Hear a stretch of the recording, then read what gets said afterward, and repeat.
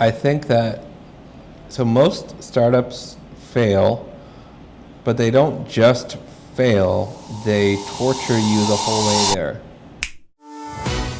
Meet Nick Budden. He leads Phase, a no-code UI, UX design platform built with cutting-edge hard tech and a global mindset. We raised $13 million, which sounds like a lot of money, and it is, but it's really important to understand that that money did not all come in at once. So talking about that, how do we know if it's a good VC or if it's a bad VC? The best thing that you can do is talk to founders the VC has invested in before, especially founders who were unsuccessful. All right, so today we are here with Nick, the founder and CEO of Face. Can you introduce a little bit more about yourself? Sure. Nick, founder and CEO of Phase. Grew up in Canada, went to travel for a couple of years. I was first hire at a startup in Canada after having started a couple businesses during university. Came to Taiwan maybe 15 years ago, did 2 VC-backed companies in Taiwan. Between both of them, built products used by millions of people. You probably didn't know that. Millions of people. Raised $14 million, hired, total team size around 30, but probably hired 60, 70, 80 people over all the years. Yeah, that's me. Can you tell me more about your previous startup? Because right now I only know you about Face because I'm working at Face as a software engineer, but Yep. I didn't really know what's your backstory. So, do you want to know about that previous company or Yeah, like that previous company, if you don't mind. That previous company was an easy to use design tool. So I was a designer, all my friends knew that I was a designer, so they would come to me and ask me to make things for them. But they could describe to me exactly what they wanted. They didn't lack creativity, they just didn't know how to use the tools, like Adobe Illustrator.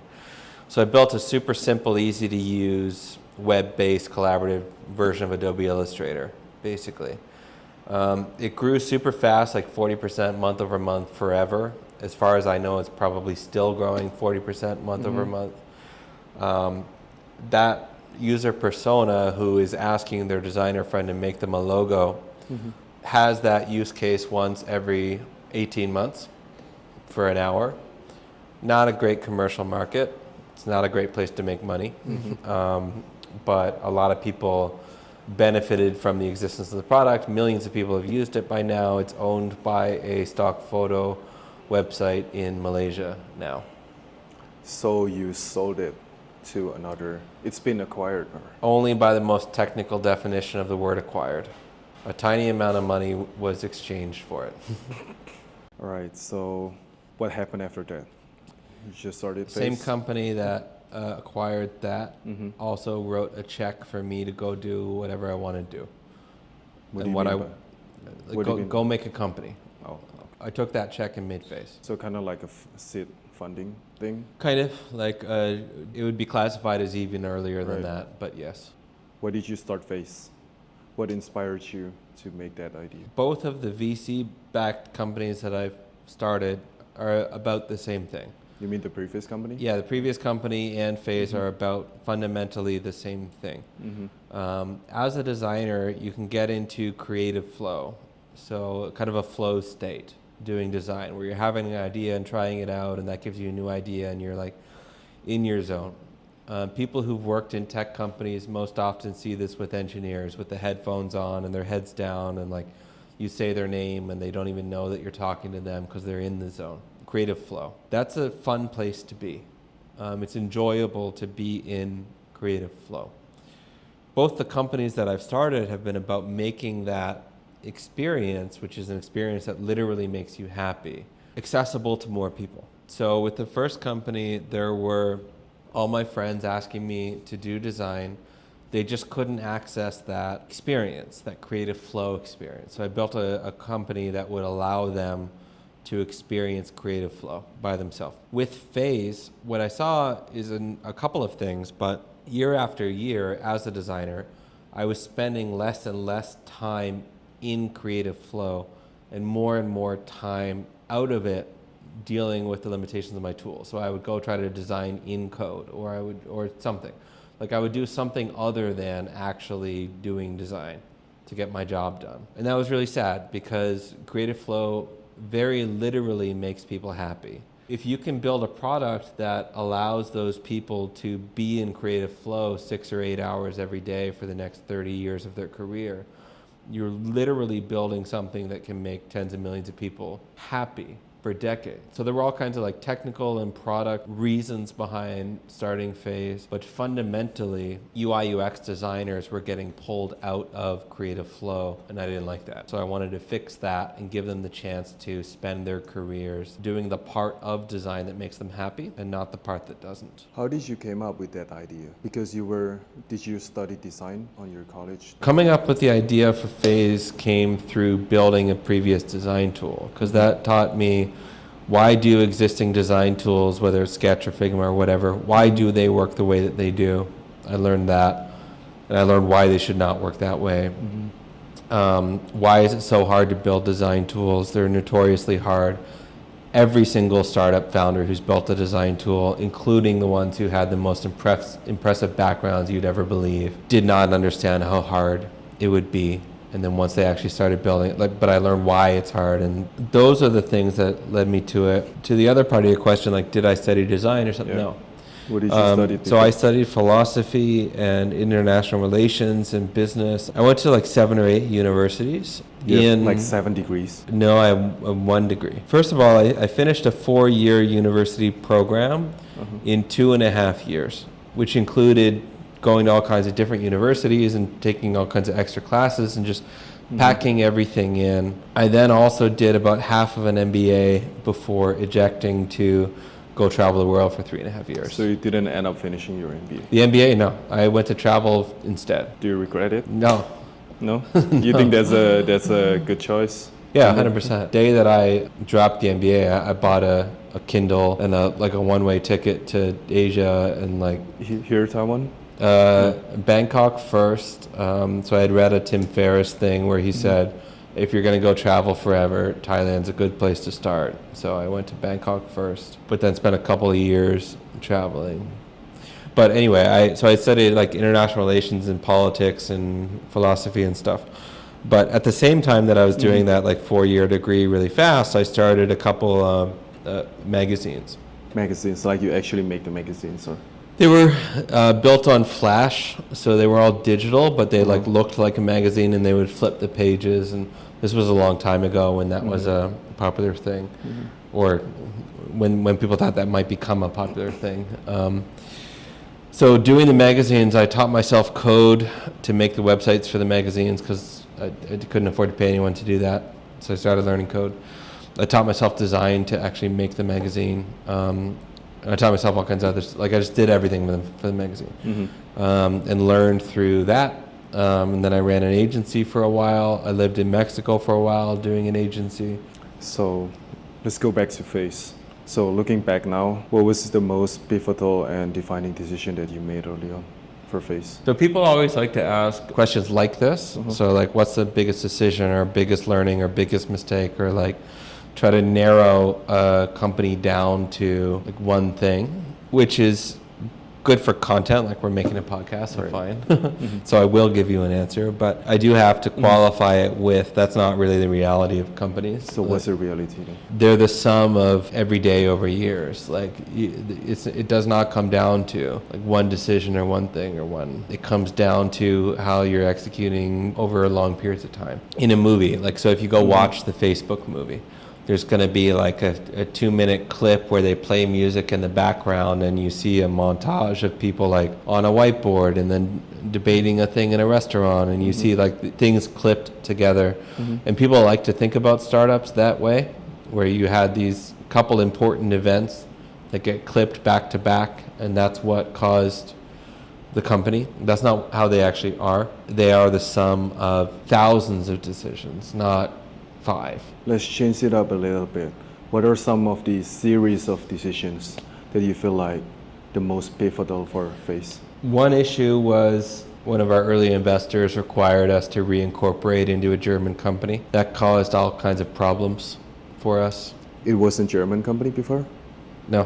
One of the investors required us to do that. But if you want like one moment, that's a bad moment. Another decision was doing it in Taiwan. So if you want to narrow down to one thing, doing it in Taiwan. I'm happy in a lot of ways that I did that, because personally I really want to create great jobs for people who wouldn't have them if I didn't create them.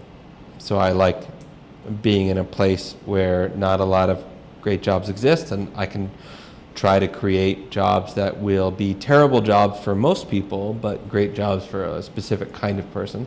So I like that. But being Taiwan definitely did not make us more likely to be successful. From the investor's perspective? All kinds of perspectives.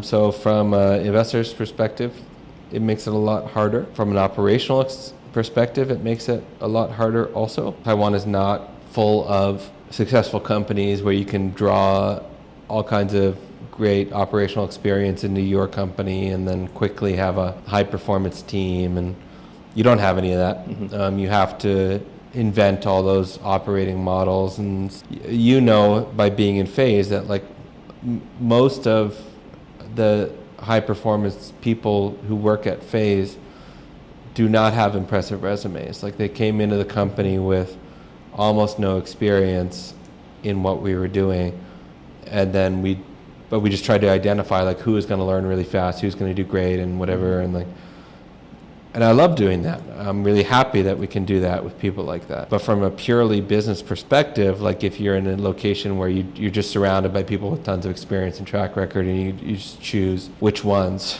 you're going to put into your team, that's definitely a less risky way to build a team and company. So getting reincorporated into a German company was one negative.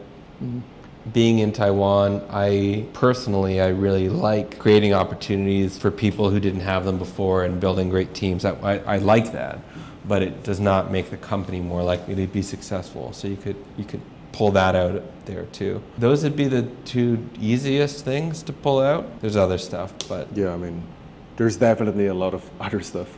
But would you say that having a team in Taiwan is one of the biggest challenges that you face during building phase, or to make phase? Yeah, during building it, yes, absolutely. Like today, I would not say that. Like today, I think that there's certain areas, like we've talked about before, that our company's still not executing the way it should.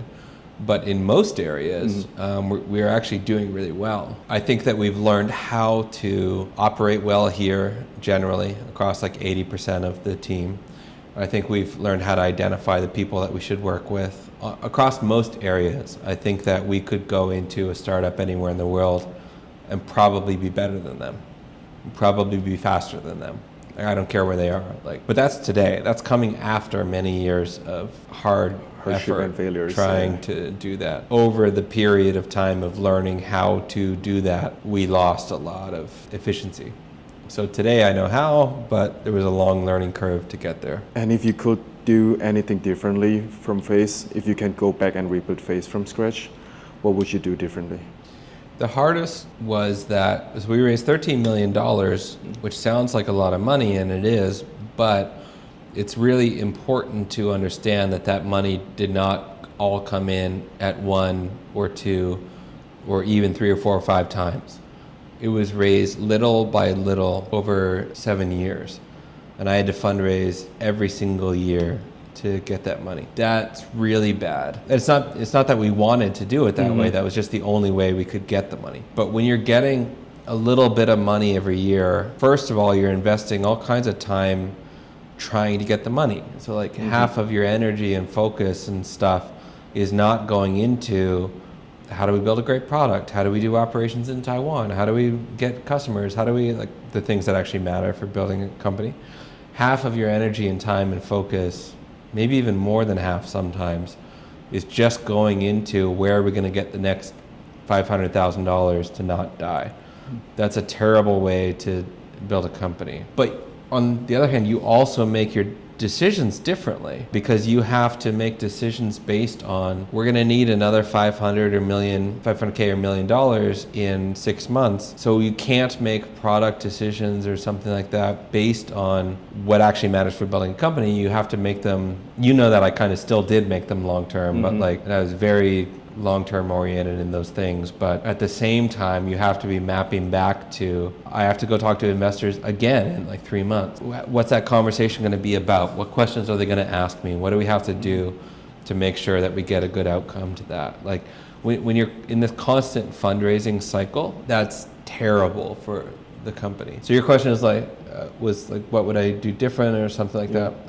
I would have to do something that caused that fundraising strategy to not be the case. So, and there's different things you could do. The easiest thing to do would be to move to San Francisco or something like that, raise all the money, and then later at some point in the future, you could open a Taiwan office using all that money. Even if it was early in the company's history, like maybe you only have 2 or 3 people in San Francisco and then you do the Taiwan office or something like that. But you would have to do something where you don't raise money every single year. You would have to be able to get a real amount of money that you can actually spend 2 dedicated years just executing, not focused on fundraising and just doing the best thing for the company. I would also qualify this by saying that's what I would do to build Phase. But Phase is really complex and it's hard to build and it has all these things. Most companies don't need that much VC money, so I would do them differently. But if it was Phase, I would focus on getting a large amount of money in early so that we could be focused on execution, and I would change the approach to building the company in whatever way I needed to make sure that we would have a large amount of money early where we could focus on execution. You mentioned a lot about Taiwan. Well, why Taiwan? Why not Singapore? Singapore, sure, but Singapore has its own things. Or maybe, or maybe China, Hong Kong, or... All of these places that you're mentioning have their own things going on. I'm curious. We could talk about all of them, but... well, why Taiwan? This is where I wanted to live. This is where I knew people to hire. This is where I had those kinds of resources. Like I knew who to hire. I knew how to find people. I knew those kind of resources. What I could not get here was the capital resource, at least not in the way. We raised $13 million, but had we raised that in 1 or 2 rounds, we would have had a very different story. In these other places, like take Singapore, there's a lot more capital. That capital typically does not want to do things like Phase, but that's a different story. But there's a lot more capital, but so that's one kind of resource, but what I don't have there is a network with builders, engineers and designers and product people and whatever. So there's a little bit of a kind of grass is greener on the other side mentality about this. Like I could go to Singapore and get money, but I would lose all these other things. I have friends who built companies here in Taiwan and then they moved to Silicon Valley and did companies over there instead. The successful ones are the ones so far. Some of them are successful, some of them are not, but you have good and bad that comes with everywhere.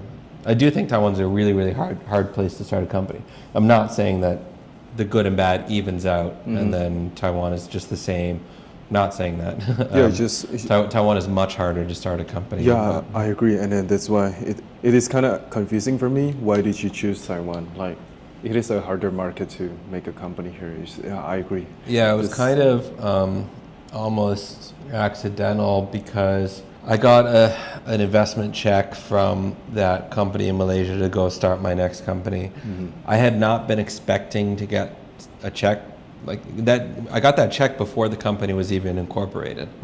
So offline, you and me were talking earlier about you're making certain plans in your life and then you have certain momentum going in certain directions, and I was talking about that's fine, but just make sure that momentum is actually taking you where you should be going. When I got an investment check to go start my next company, suddenly I had a lot of momentum to go do it. And I was already living in Taiwan and I already knew engineers in Taiwan, and I could take that check and hire people and start building next week in Taiwan, which is what I did. And again, it is really important to me to make jobs for people who wouldn't necessarily have great jobs if I wasn't doing what I was doing where I was. So I guess I'm a little less motivated to go to a place where there's 1 billion existing great jobs and then I can make 1 billion plus 100 great jobs. Like, I'm a little less personally motivated by that. So you want challenges. You like challenges. You want to prove. Sure, challenges. I mean, I don't know that if I started another company today, I would have to think really hard about whether I would do it in Taiwan or whether I would do it somewhere that it would be easier. So it does not all boil down to just one thing for me, but the easiest answer for why Phase was started in Taiwan was momentum came into the picture when I got a check to start a company. I had the connections to hire people here because this is where I was living and had been for a while, to use that check to go start a company, which had I taken that check and moved somewhere else would not have been the case. I could have been more successful or less successful. I could have, who knows what would have happened. Yeah. But it was more like an injection of momentum, which is part of why everyone in Phase keeps asking me now if I'm going to start another company. I might, and I might do it here in Taiwan, but I don't want momentum to decide that for me. I want to think about it a little bit, which is why I keep telling everyone that I don't know. So we were talking more about a series of kind of learning, a lot of learnings and some of the bad decisions that you had before. And on the flip side, what are some of the best decisions that you're very proud of? Kind of a straightforward answer would be in the early years of trying to operate Phase, manage the company, manage the team, I listened too much to what other people said about how things should be managed. I was still mostly doing it, like still 80% doing it how I thought it should be done and not whatever everyone was telling me, but I would allow the injection of some of what other people was telling me to, whether I thought it was right or not, to kind of influence, not control, but at least influence how it was being done. Did it turn out good, or did it? No, that's really bad. My point is, in the last like 2 years, I just said no, like I'll listen to everybody, but like unless they actually convince me that it's the way that it should be done, then we're not doing it that way. I'm not gonna, just because a bunch of people said it, I don't care. I will listen to them and I will consider whether I think it's right. But if I don't think it's right, we're not doing it that way. You've probably observed that the last 2 years were a lot better. That would be one positive, is the transition that the company went through over that period of time operationally to get a lot better. It got significantly better during that time, according to everyone who's done one-on-ones with me in the last couple of weeks, than it was before that. But how do you know that you're right? Like, there's always a lot of like voices there, but how do you know that you're right? You can't know that you're right, but you can make a decision about how you're going to make decisions. So you can make a decision based on what you think is right. You can make a decision based on what the majority thinks is right and what's most common. You can make a decision that's some combination of those things. You can have all of these different approaches to how you, there is no literal right, but you can decide how you're going to decide. If you had to give one advice for someone who's thinking to make a startup today, what would it be? I think that, so most startups fail, but they don't just fail, they torture you the whole way there. What do you mean, torture you the way? It's really hard. Like it's super difficult, it's super stressful, you sacrifice all kinds of things. It's so much work and pressure and difficult, and it's so hard. And then it still probably fails after you do all these hard things. So the advice that I would give people starting a company is, don't start anything that you don't care about enough to go through all those hard things and still fail, but look back and say, I'm really glad I tried because I care so much about this thing that even though it failed, I would die unfulfilled had I not tried.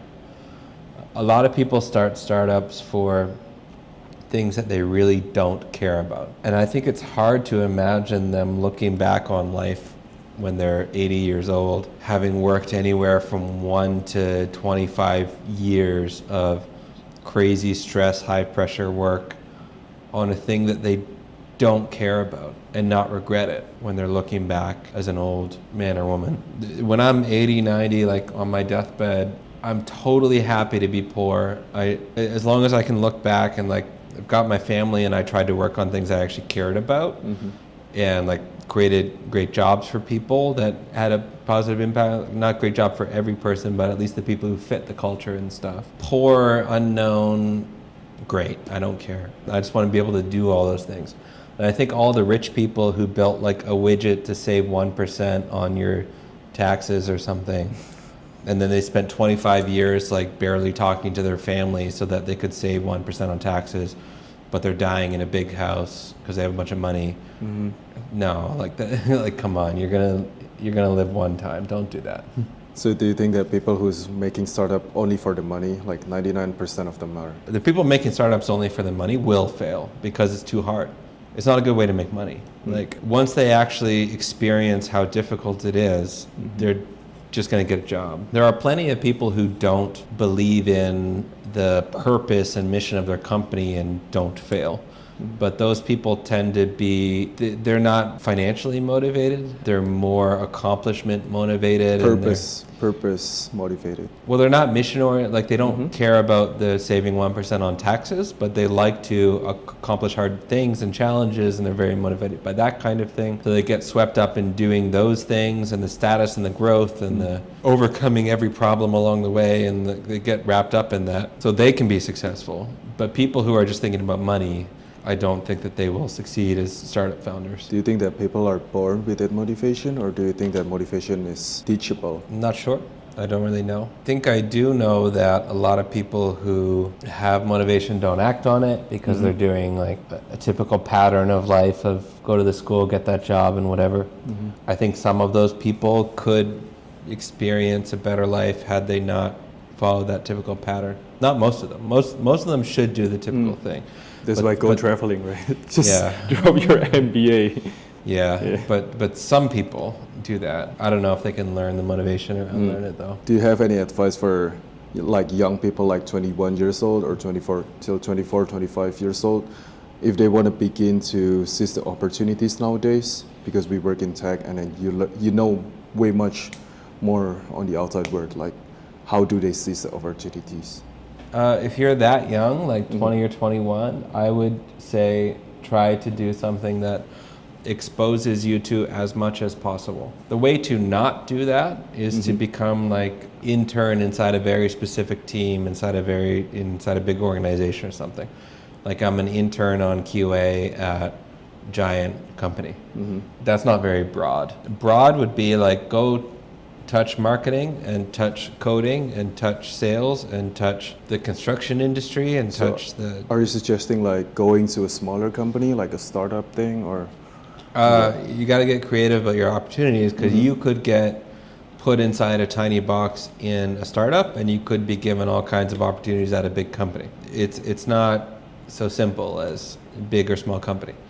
But I think that you should go figure out how you are going to get exposure to as many different things as possible quickly, as many different learning experiences as possible quickly. Because the reality is when you're that age, you might think you know what you want to do, but you probably don't because you just haven't seen it yet. I know that as I've gotten older and done bigger things and been exposed to more things and areas and stuff, I've sometimes been exposed to things that I'm really interested in that I didn't know anything about. I never would have thought that I would have been good at or interested in this area over here. But once I touched it, I was. So if you're that young, in whatever way you can, I would just try to have as wide and broad experience as possible and then see what things you feel like you really enjoy once you've tested them out. Are there some faster ways to level up as a founder today? Because you're a phase founder yourself, like beyond formal educations, like is there apprenticeship or something else that formal education doesn't help you be a founder? I guess it depends what kind of founder you're talking about. So a startup is a business where the product or the business model or both has never been done before. So you're trying something that's never been done before. That's the strict definition of startup. By this definition, something like opening a cafe wouldn't really be a startup. So startup is just something that's never been done before. Some important part of it has never been done before. That would be the Steve Blank definition of a startup, sort of. It's really unknown and it can't be broken down into a set of classes at a university, and the best thing that they can do at a university is teach you how to address unclear problems. Like, you don't know what the problem is. Here's some tools to work on it. But they cannot give you a clear set of instructions to succeed in building a company. They can just give you like problem solving tools and like where to look. But if you're going to open a cafe, you can go buy 10 books that will explain to you exactly how to open a successful cafe. You might still fail, but like the risk is lower, much lower. That's why I say formal education doesn't necessarily help. What helps then? A combination of a bunch of things. So the best thing you can do is just go start building things and try to get people to use them, and just don't be too theoretical. Just actually go do things. Build a product, try to get people to use it, repeat.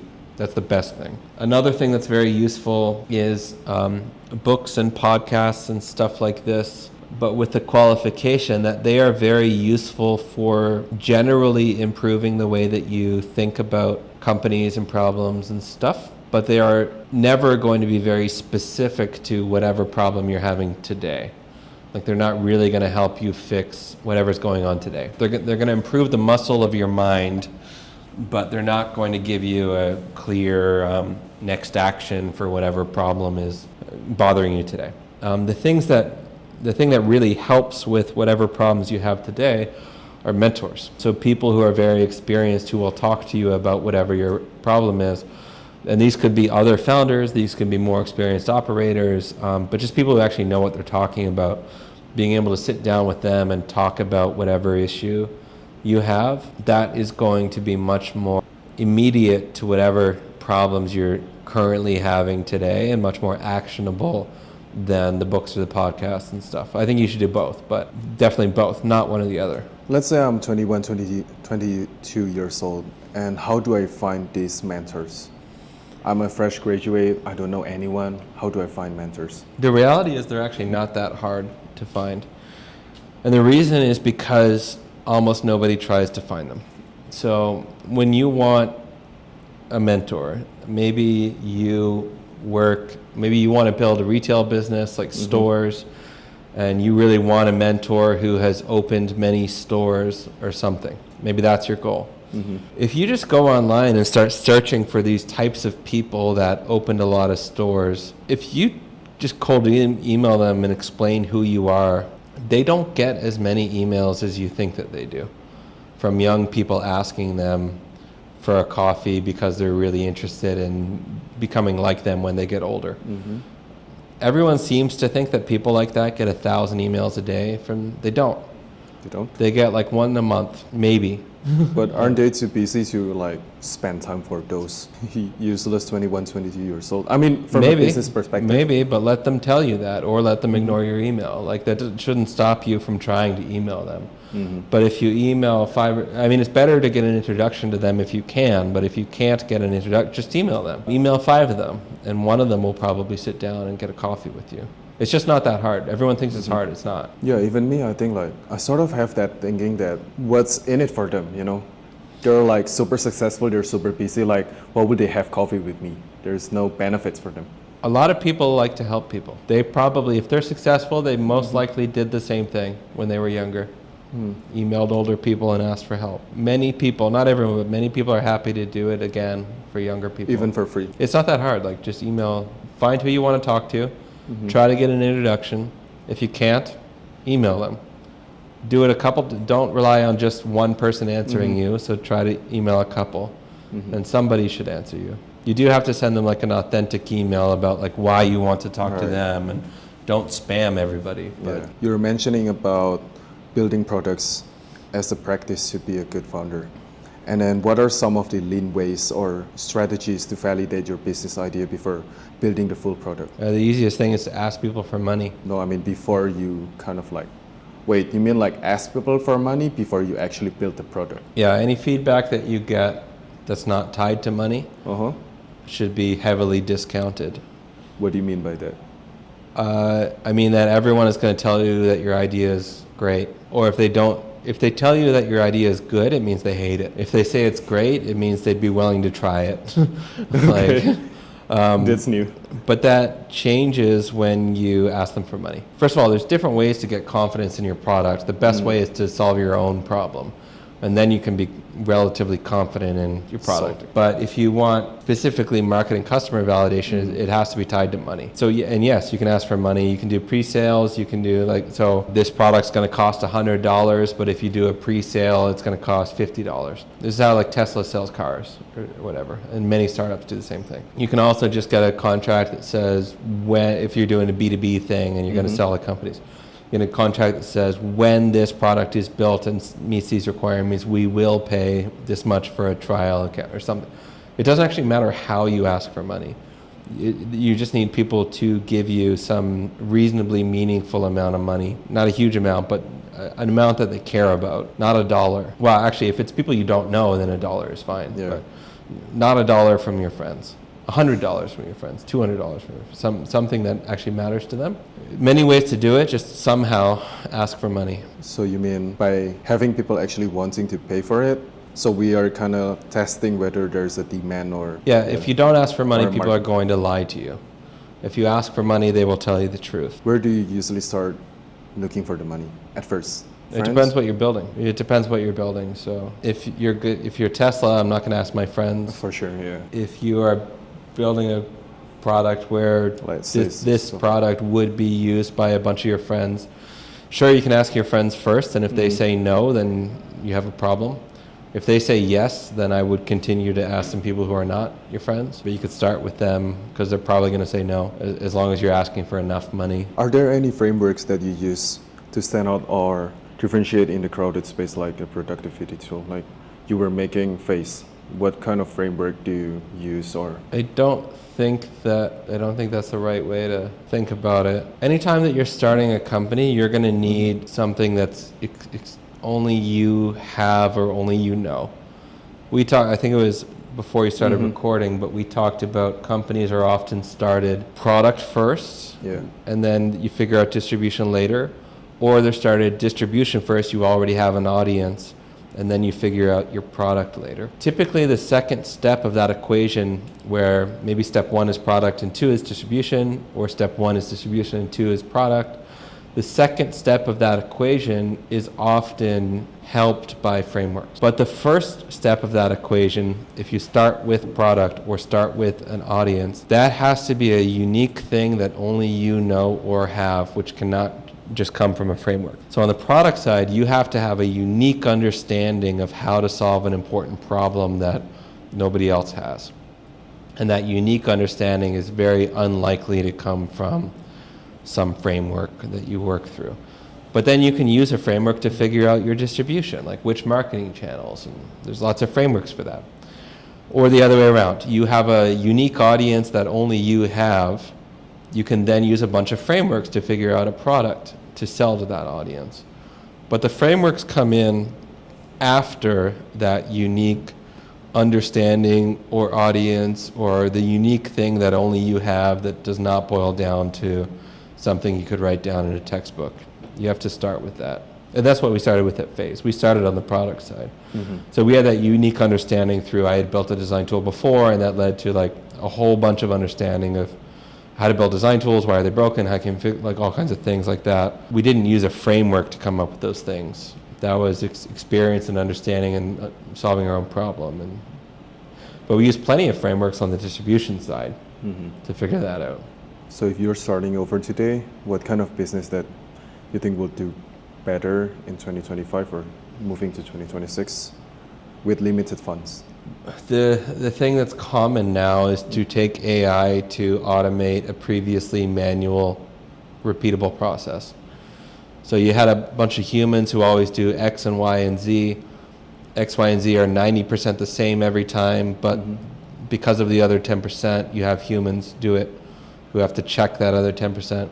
Now AI can check the other 10%, so you automate that process. Like, for example, making a legal contract, like an employment contract, like almost every employment contract within the same legal jurisdiction is going to be similar, but they're going to be like 10% different, and a lawyer has to do the 10% difference and stuff. So now they use AI to do the 10% difference and just have a lawyer check it. But isn't it a risky business? Because as the AI is getting smarter, the AI can actually kind of backstep and replace your startup. Because I heard about this one startup company that they were making like you take a picture of yourself and then put your picture inside that clothing brand, like Yep. kind of like online shopping. And then Google killed that. I think Startup. most people believe, and I don't know if I agree with them, but I most likely agree with them. Most people believe that these companies are going to be aggregated together, which can mean a company gets killed, like what you're describing. The same use case gets done by a larger company and therefore your startup dies. It can mean that. It can also mean a big company buys your small company. I think that the cases where large companies actually do acquisitions of other AI startups rather than just building the technology themselves are going to be cases where those AI startups have a unique set of customers. So the big company like Google has certain customers, but the customers of the small startup are different companies, different people. Because if Google also has all those other customers already for other products, then they're just going to build a product themselves and sell it back to the customer that they already have. I'll give you a more practical example. So Uber, for example, first scaled in Western markets like North America, Europe, that kind of thing. And you had other companies scale in China, like Didi. So China now has this big customer base that Uber doesn't have. They both have the same technology. Uber could absolutely launch a China thing and copy there's no barrier to them doing that, but acquiring those customers will be very time consuming and expensive for Uber in China. So it's better for them to acquire the Chinese company rather than, which I don't think they ended up doing in the end, but anyway, rather than trying to both build the technology and then also acquire all those customers from the competition. I think this is the same with AI. So if you have, so you can take a legal template startup. There's Harvey AI, is the US big legal template startup company. Great. If Harvey wants to go to Indonesia and start doing Indonesian law, they would not have a hard time building the technology to do that. Yeah. But if there's if there's a local Indonesian version of Harvey, would be easy to copy from the technology side. Yeah. But if that local version already has 20% of Indonesia using their product, those customers are really difficult for Harvey to go. Why? Why is it difficult? They just make a better products. Isn't it enough for them to take over the market? No. So there's product and there's distribution. Those are the two big pieces of a company. You can make a better product that doesn't mean that you'll take over the market. I mean, especially with lawyers. Lawyers are mostly still using Microsoft Word. Some of them are still using, even older than that, word processor software. It depends on the market. There are some markets where you could do a better product and that's going to cause distribution, but most markets don't do that. You need both, distribution and product. So they're just buying the distribution channel. They don't want to spend too much time. They're buying your accumulated success of distribution. Yeah, so They're not just buying the channel, you already have 10,000 customers and growing. So they're buying all that success. so they acquire you by 100%, or usually they just own a part of it. Anything's possible. I think Uber owns a part of Didi. Anything's possible. But from the smaller startup perspective, what should they do? I mean, they could have been acquired, which is a good thing for them, but they could have been killed too. What should they do?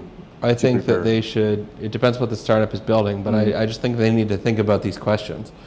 Because you could build a small AI startup that becomes a giant successful company independently. You could build a small one that remains independent forever and is not going to get taken over by a big company, and you just run it or you sell it or whatever. You could build one that gets killed. You could build one that gets acquired. Like, all of these things are possible. The important thing is to just think about how your specific idea, your specific company fits in to this picture. Like, a lot of people starting company do not put serious thought into these questions. They just think this idea is cool. It would be useful. Let's go. and they don't really think about these things. I can't give you one answer for what every company should do, except that they should all think about these things. So let's say I'm making a startup today. So I should think about the exit strategy, right? You were mentioning about the exit strategy. I don't think that you need an exit strategy, and in fact that can actually be a bad thing to be focused on the exit strategy. I'm more saying that in a world where everything is changing so fast, you should think about whether your company strategy is going to mean that your company is dead in 2 years. Like you were talking about somebody made a little AI thing, and then a bigger company made the same feature, and so the company is dead. You should think about whether the thing that you're building makes sense as a feature in a bigger company. If it does become a feature in a bigger company, does that mean your users will switch or not? Like you should just think about, is something going to kill me in 12 months or not? Why? Like what are the reasons? So we shouldn't think about the exit strategy when we're building a company. For example, I'm planning to build a startup and then I'm planning to sell it to, I don't know, Adobe or Google or whatever. Maybe I'm building a security service or whatever. It's fine to think about these things because you need to think about them in certain circumstances, like are you going to raise VC funding or not? Like if you're trying to build a certain kind of company, then you cannot raise VC funding. You shouldn't, because it will destroy your company if you do. So there's reasons to think about stuff like this. I'm just saying don't focus on it very much. Like just focus on whether you can build a important thing that people actually care about, and then spend a little extra time thinking about fast-paced AI world. Is this idea still going to be a good idea in 12 or 18 months or 2 years or 3 years? Like it's not enough. All I'm saying is it's not enough to be a good idea today. It has to be a good idea more than just today. For how long? Yeah, you don't need like a decade? detailed exit plan or whatever, but if you sit down and think about it and say, actually, I think in 2 years, this good idea is not going to be a good idea anymore, you probably shouldn't start that company. You mentioned about there are some types of company that you shouldn't find VCs to invest in it. Can you like explain a little When bit you more take about VC money, VCs are looking for a big outcome. So when you take their money, you're committing to try to do that or die trying. So you could have a business that could make a couple $1 million every year and be a great business. You're really happy there. Everything is great. If you take VC money, now you're committed to taking those few $1 million a year and over the next 5 to 10 years scaling that up to hundreds of millions of dollars a year. And you have to run your company in a way that is trying to do that, even if it means that you're taking on all kinds of risk that might kill your company. When you take VC money, you're telling them, I'm going to do that. So if you don't want to do that, don't take their money. What if you cannot meet their expectations? What happens next? So it depends on the company. So if you are making enough profit to pay yourself, then typically you will become what they call a zombie company. Yeah, like it's dead but not really dead. And when they say dead, they mean dead from the perspective of a VC, the outcome that they want. You're not getting there. So you're just going flat. Maybe you have a 50 or a 100 person company and you make enough profit that it's not going to close, but you're not getting bigger either. And then it's a zombie is what they call it. It's fine, that happens a lot. What do you do for these zombies company? There's all kinds of things. So typically with the zombie companies, there's just going to be all kinds of pressure to change something and figure something out so that you're not a zombie anymore, to grow bigger. So you're not growing. As a VC, you do not want that company to just continue doing what it's already doing and making money and paying salaries to people. You don't want that. You want them to pivot and change and try something new and like find a way to grow.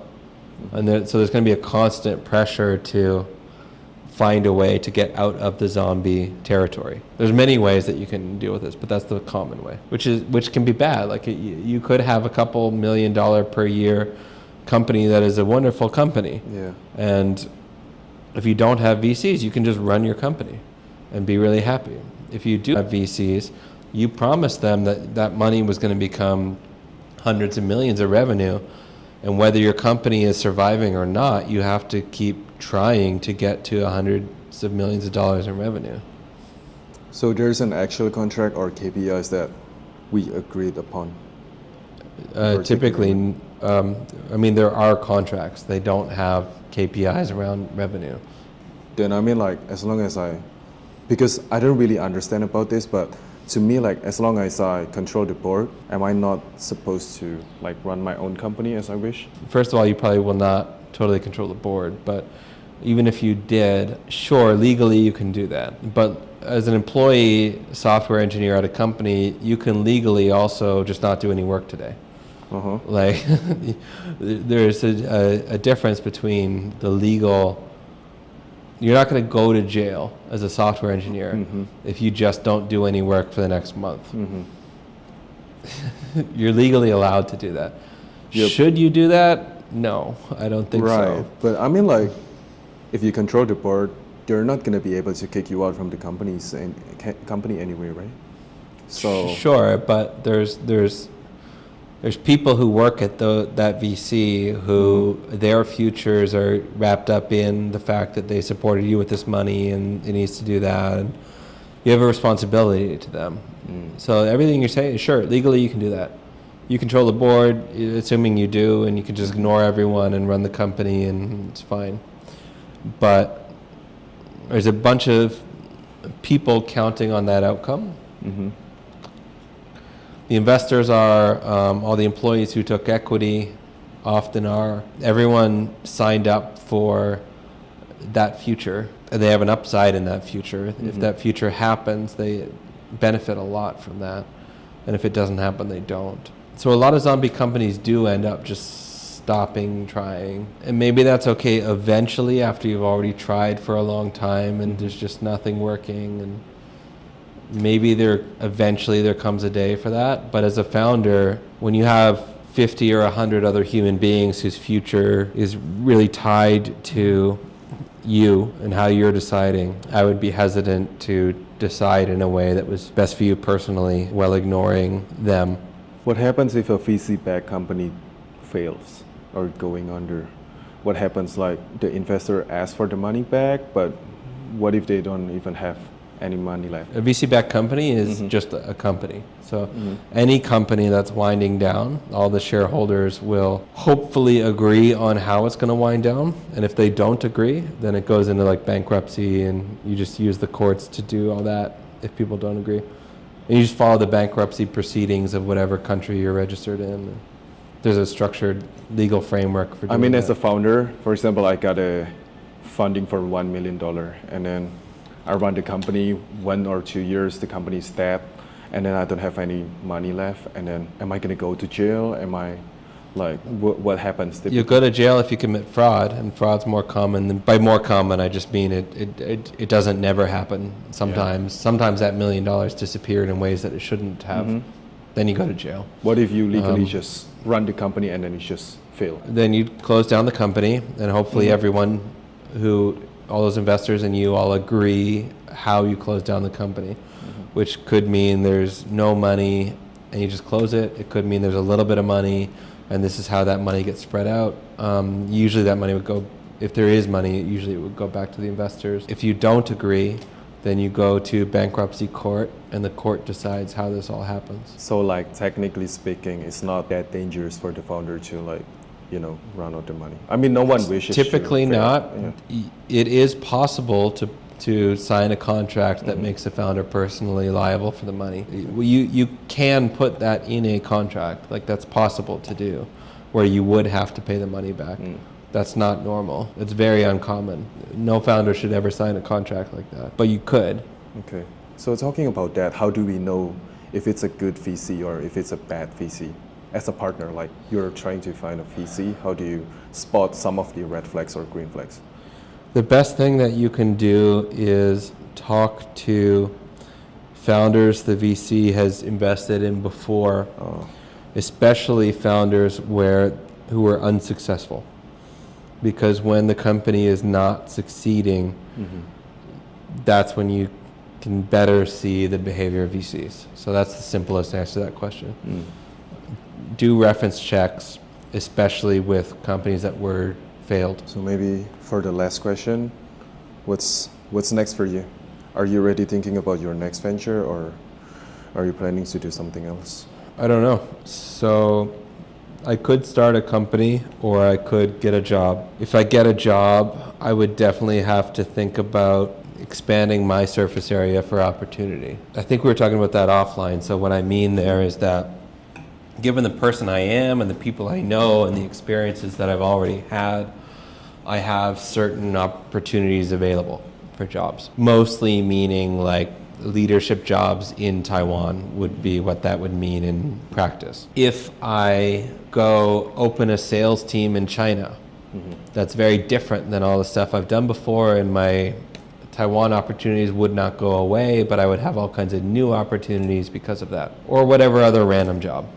Like, so if I take a job, I will have to think about how to increase my surface area in taking a job, which unfortunately probably means leaving Taiwan. I think that there are good opportunities here in Taiwan.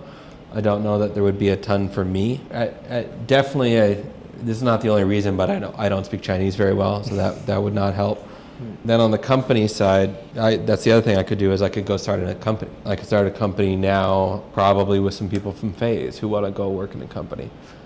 I don't have a company that I want to start. No idea has occurred to me. And then I would have to think again about, there were some challenges, particularly like VCs don't love Taiwan. So would I start a VC-backed company? If I did that, then I think I was telling you earlier that I would have to like go somewhere that I could actually raise a bunch of money and then maybe come back to Taiwan later.